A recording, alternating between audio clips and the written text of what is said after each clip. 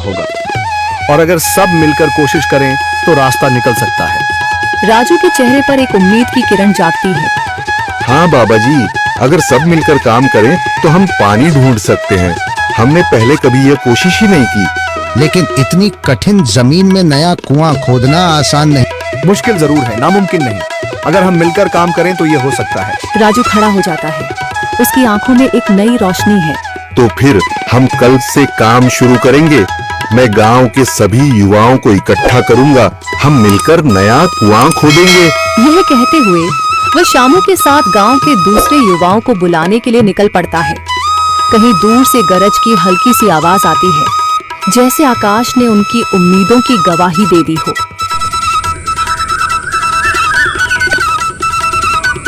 अगली सुबह राजू और शामू गांव के युवाओं को इकट्ठा करने निकल पड़े।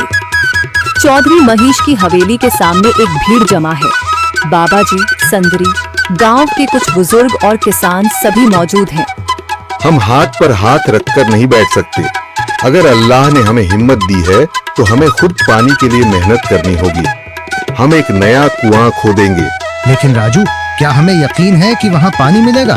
बेटा, पानी जमीन के अंदर होता है, बस सही जगह खोदने की जरूरत है।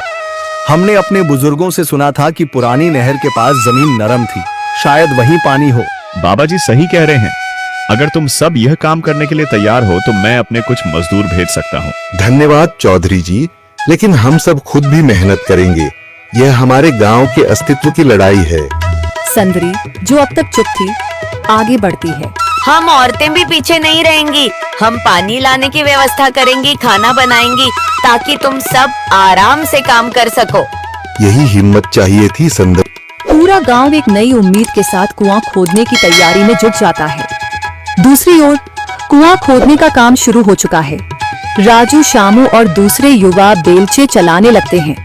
मिट्टी बाहर निकाली जाने लगती है।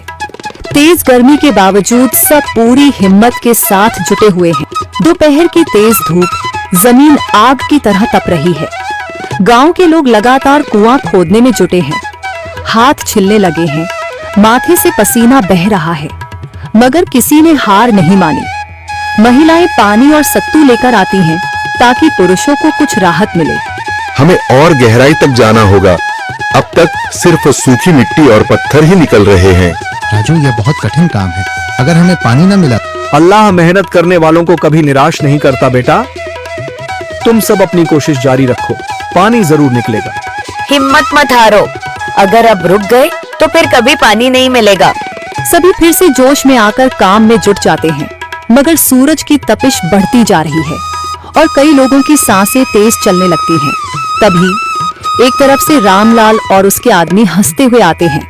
अरे भाई, तुम्हें लगता है कि जमीन तुम पर रहम करेगी? हाँ हाँ, ना समझ लोग, ये सब बेकार की मेहनत है। रामलाल, हमारा हौसला मत तोड़ो। अगर तुम मदद नहीं कर सकते तो कम से कम मजाक भी मत उड़ाओ। मदद?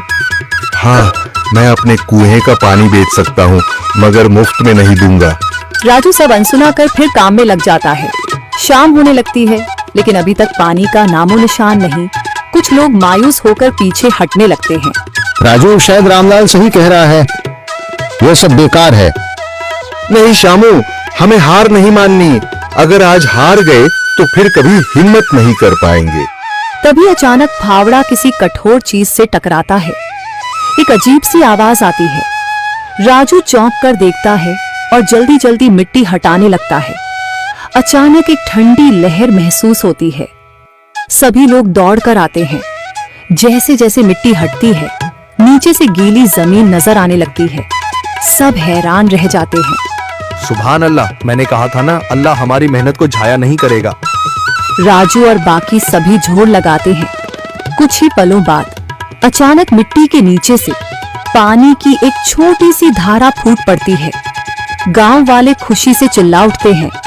पानी, पानी निकल आया। यह अल्लाह की कुदरत है रामलाल, जिस पर तुम्हें यकीन नहीं था। पूरा गांव आनंद से झूम उठता है। लोग एक दूसरे को बधाइयां देते हैं। औरतें दुआ करने लगती हैं। कुछ दिन बीत चुके हैं। गांव वाले नए कुएं से पानी भर रहे हैं, खेतों को सींच रहे हैं और जिंदगी फिर से पटरी पर लौट रही है। मगर रामलाल अब भी अपनी